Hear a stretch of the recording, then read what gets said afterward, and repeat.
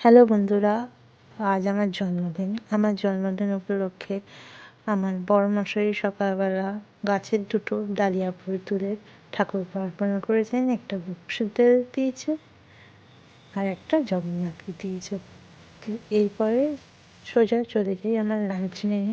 তো lunch menu আজকের menu আমি নিজেই তৈরি করেছি।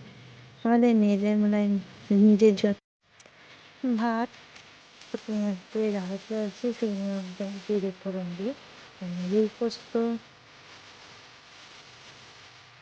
লঙ্কা বেটে দিতে পারিনি, মেয়ে খায় তো। আর এটা হলো হলুদ তরকারি।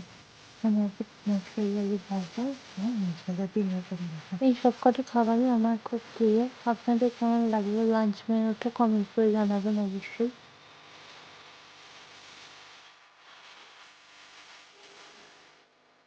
এখন মেয়ের ভাত বেড়ে নিয়েছি, আগে মেয়েকে খাইয়ে দিই। এই যে আমার জন্মদিন উপলক্ষে মেয়ে একটু সাজুগুজু করে নিয়েছে লাল লাল জামা পরে। আর এই যে আমার হিরো মেয়েকে খাইয়ে। আমার এই ছোট্ট বার্থডেওয়ালা মিনি ব্লগটা ভালো লেগে থাকে, please like, comment and share and subscribe friends. অপেক্ষা করছিলাম বড়মশাই, তিনি বলে গেছিলেন আজকে খেতে আসবেন। বড়মশাই চলে এসছেন, খাবারের থালা সাজিয়ে নিয়েছি।